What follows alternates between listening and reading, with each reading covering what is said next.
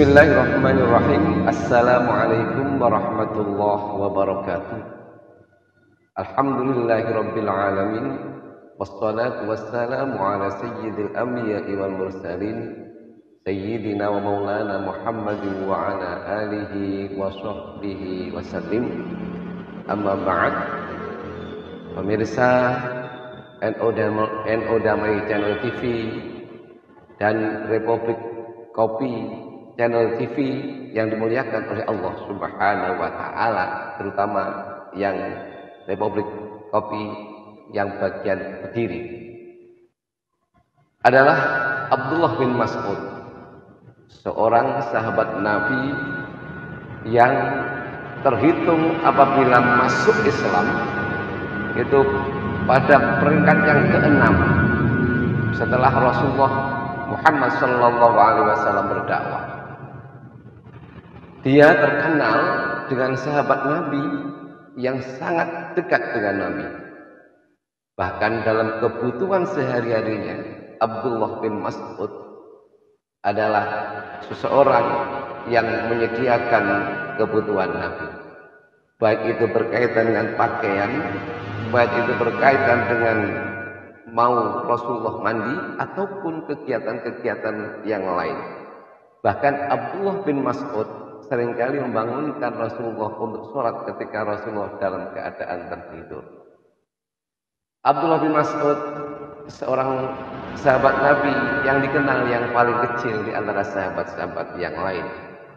Beliau meriwayatkan hadis dari Rasulullah sallallahu alaihi wasallam, "Sa'altu an-nabiy sallallahu alaihi wasallam ayyul amal ahabbu ila Allah?"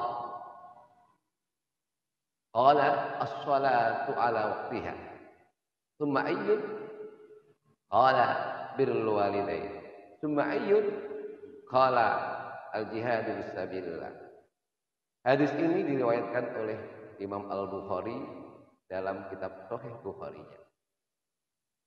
Pemirsa NO Damai Channel TV dan Republik Kopi Kediri Channel TV yang dimuliakan oleh Allah Subhanahu wa taala. Ada 3 hal pokok yang menjadi penting untuk dikaji kali ini. Tentu kita akan mengkajinya dalam porsi masing-masing. Yang pertama adalah as-sholatu ala waqtiha. Ciri seorang muslim sejati adalah melaksanakan, menegakkan sholat pada waktunya. Tentu waktu yang telah ditentukan berdasarkan syariat yang telah ditetapkan. Apabila kita melakukan sholat, maka maghrib waktunya adalah waktu sholat maghrib, maka jangan dilaksanakan maghrib pada sholat zuhur atau sholat asar. Itu ala waqti. Maka di situ sholat adalah bagian yang terpenting dari kehidupan seorang muslim. Orang yang mengaku dirinya seorang muslim, maka mau tidak mau harus melakukan sholat. Sholat ala waqtiha. Bahkan Allah sendiri mengancam bagi orang-orang yang sholat apabila tidak melaksanakan sholat pada waktunya. Wailul lil musallin. Celaka bagi orang-orang yang sholat. Ali As-Sabuni dalam tafsir Soffatut Tafasir mengatakan bahwa yang dimaksud dengan wailul musallin adalah mereka-mereka yang tidak melaksanakan sholat sesuai pada waktunya, atau lebih singkatnya menjalankan sholat pada waktu yang akhir sehingga akan datang waktu sholat yang lain. Hadirin pemirsa NO Damai Channel TV dan Republik Kopi Kediri yang dimuliakan oleh Allah. Ada sesuatu yang kontroversi di antara as-sholat, perintah sholat dan larangan sholat. Wailul musallin alladzina hum an sholatihim sahun. Celaka bagi orang-orang yang sholat.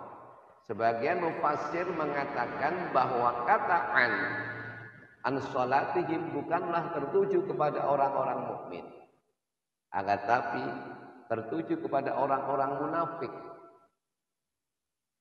Orang-orang munafik itu apabila dia melakukan sholat, qamu kusala yura'una nasa wa yadhkuruna Allah illa qalila. Orang munafik itu selalu melaksanakan sholat dalam keadaan malas. Dia ingin pamer di depan orang-orang. Dan dia tidak ingat kepada Allah. Kalau toh ingat hanya sedikit saja. Maka apabila kita melihat bahwa sholat ala waktiha itu bagian yang terpenting dalam kehidupan kita semuanya. Maka sholat adalah tiang agama. Apabila sholat seseorang itu baik, maka akan baik semuanya. Wa idza sholuhat sholuha amalu kulluh wa idza fasadat amalu kulluh. Apabila seorang muslim melakukan sholat dengan penuh kekhusyuan dan hanya mendapatkan ridha dari Allah, maka baginya dia akan mendapatkan pencerahan dan seluruh tubuhnya, seluruh hatinya akan dikenal dengan kebaikan baik semuanya. Tapi sebaliknya, apabila sholatnya rusak, maka disitulah sebenarnya seluruh komponen dalam hatinya, seluruh kehidupannya, maka dia akan mengalami kerusakan. Maka di sini hadis Nabi mengatakan awwalu ma yuhasabu indallahi yaumal qiyamah as-shalah. Yang pertama kali dihisab oleh Allah di hari kiamat adalah sholat. Maka apabila sholat seseorang itu sudah mencapai titik kesempurnaan, dijalankan dengan syariat-syariat yang benar, tata cara yang benar, maka baginya mendapatkan janji Allah, yaitu mendapatkan hisab yang terbaik. Apabila seseorang itu mendapatkan hisab yang terbaik, maka seluruh amal perbuatannya selain sholat dianggap baik oleh Allah semuanya. Yang kedua, yang juga tidak kalah pentingnya amal yang diapresiasi oleh Allah selain as-sholatu ala waktiha adalah birrul walidain. Birrul walidain itu berbakti kepada orang tua. Maka ada lawannya ketika kita berbicara birrul walidain, yaitu uququl walidain, durhaka kepada orang tua.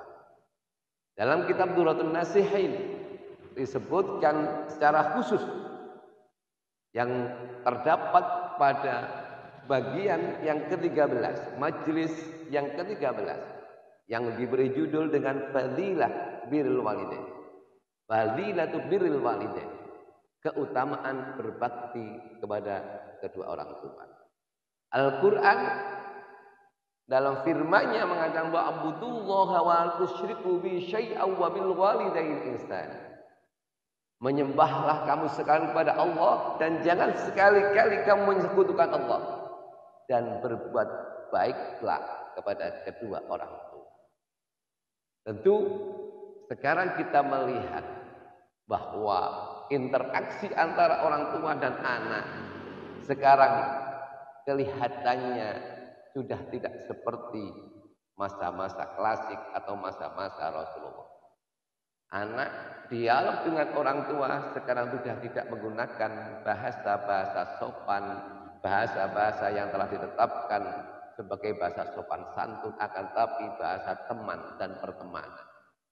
Seringkali anak tidak menggunakan bahasa kromo inggil kalau dalam bahasa Jawa, ataupun dengan bahasa Indonesia yang sopan dengan tidak memanggil antara kamu dan aku, antara bapak dan anak.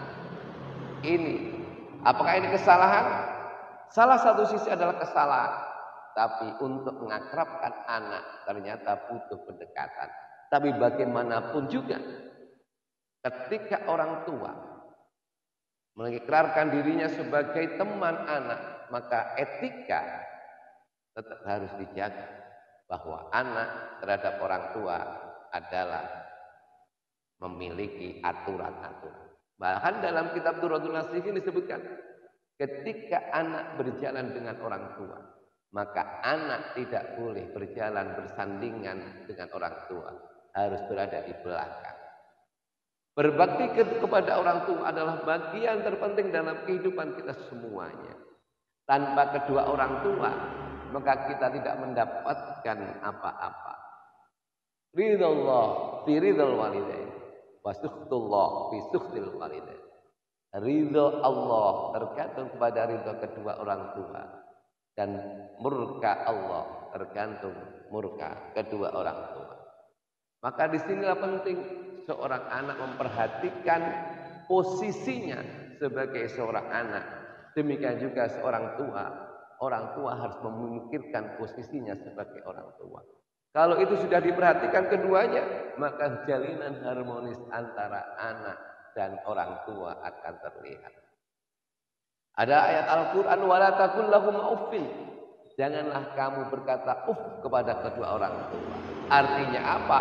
Bahwa kata itu menunjukkan kata-kata yang tidak memberikan respon positif terhadap kata-kata indah. Atau lebih tertujunya, adalah kata-kata kasar yang bisa menyakitkan hati orang tua. Lantas bagaimanakah apabila sebuah kondisi tertentu, seorang yang terbiasa dengan bahasa kasar dan masyarakat itu sudah tertata dengan bahasa kasar, bahkan makian adalah bagian yang biasa saja, maka itu tetap berlaku bahwa anak tidak boleh melakukan kata-kata kasar kepada orang tua. Artinya bahwa anak tetap memposisikan diri sebagai anak, sedangkan orang tua memberikan bimbingan kepada anak bahwa kata-kata yang kasar itu tidak perlu dilakukan karena itu termasuk menyakiti hati orang. Pemirsa Damai, NU Damai, Channel TV dan Republik Kopi Kediri yang dimuliakan oleh Allah Subhanahu wa Ta'ala. Ada yang ketiga yang diapresiasi oleh Allah Subhanahu wa Ta'ala, yaitu jihad fisabilillah. Tentu kita akan membayangkan bahwa jihad itu pasti menggunakan pedang. Kita tentu membayangkan bahwa jihad itu harus berperang antara melawan satu dan yang lainnya, mempertahankan hidup. Padahal kalau kita berpikir pada sesuatu yang benar-benar nyata, kita di Indonesia sudah tidak ada perang. Maka apa yang kita lakukan dengan jihad fisabilillah? Ibnu Taimiyah mengatakan bahwa kata jihad adalah bersungguh-sungguh dalam melaksanakan perintah Allah melalui iman dan amal soleh. Memang dalam sebuah hadis sebutan, man ra'a minkumul munkaran falyughayyir biyadihi wa illam yastati fa bi lisanihi fa illam yastati fa bi qalbihi. Apabila engkau mendapatkan kemungkaran yang ada dalam mata Anda, mata kita, maka rubahlah dengan tanganmu atau dalam tanda kutip kekuasaanmu. Apabila tidak mampu, maka rubahlah dengan lisanmu. Ini adalah para tugas mubalik yang sedang melakukan dakwahnya. Apabila tidak bisa dengan lisannya, maka yang terpenting adalah dengan hatinya. Artinya bahwa dia tidak mempunyai kemampuan untuk merubah dengan kekuasaan dan tidak mempunyai otoritas terhadap dirinya sebagai mubalik, maka dia cukup bahwa perbuatan itu saya tidak menyukainya, saya tidak bisa merespon dengan baik perbuatan itu dan bahkan tidak menyetujui perbuatan itu, maka cukuplah itu menjadi bagian yang terpenting. Ketika seseorang melakukan jihad, artinya bahwa dia dengan sekuat tenaga menjalankan perintah-perintah Allah itu dengan sungguh-sungguh, dengan didasari dengan iman dan amal soleh. Dua hal itu, dua komponen itu, iman dan amal soleh, itu sangat terkait. Apabila seseorang hanya amal soleh tapi tidak mempunyai keimanan, maka amalnya hanyalah amal sosial belaka yang dicatat Allah sebagai amal sosial. Apabila seseorang sudah menyatakan iman ketika beramal soleh, maka baginya sudah sinergi antara iman dan amal. Maka seorang mukmin yang melakukan jihad fisabilillah artinya bahwa dia melaksanakan sholat dengan sungguh-sungguh sesuai dengan perintah Allah. Dia melakukan zakat dengan sesungguh-sungguh sesuai dengan agama yang ditetapkan. Dia melakukan puasa sesuai dengan aturan-aturan main yang ditetapkan oleh agama. Dia melakukan zakat berarti sesuai dengan apa yang disarankan, apa yang diwajibkan oleh agama melalui syariatnya. Maka di sini sebaliknya, apabila seseorang melakukan kejahatan dengan sungguh-sungguh, berarti dia tidak termasuk jihad fisabilillah. Artinya bahwa jihadnya dia adalah jihad kemungkaran yang tidak dicatat oleh Allah sebagai kebaikan, tapi dicatat oleh Allah sebagai keburukan-keburukan yang nanti nilainya akan negatif dan dia nanti akhirnya dimasukkan nerakanya Allah Subhanahu wa taala. Pemirsa NU Damai Channel TV dan Republik Kopi Kediri yang dimuliakan oleh Allah. 3 amal yang di atas adalah 3 amal yang diapresiasi oleh Allah. Untuk selanjutnya apabila kita melakukan secara serius, maka akan terjadi sinergi yang luar biasa sehingga mendapatkan yang dijanjikan Allah, surganya Allah kelak besok di hari kiamat. Oleh karena itu 3 hal ini menjadi penting untuk kita lakukan bersama, supaya kita semuanya menjadi orang yang baik, menjadi hamba yang mukhlisin, menjadi hamba yang sebenar-benarnya. Karena Allah telah menitahkan kepada kita wa ma khalaqtul jinna wal insa illa liya'budun. Saya tidak menciptakan jin dan manusia kecuali hanya untuk menyembah kepada Allah. Maka tugas kita sebagai khalifah fil ardh adalah mengabdi, beribadah hanya kepada Allah Subhanahu wa taala. Saya kira itu yang bisa saya sampaikan kepada pemirsa NU Damai Channel TV, Republik Kopi Channel TV. Semoga membawa manfaat berkah kepada kita semuanya sehingga kita menjadi manusia yang benar-benar yang dapat apresiasi dari Allah Subhanahu wa taala. Bila taufiq wal hidayah wal afu minkum. Wassalamualaikum warahmatullahi wabarakatuh.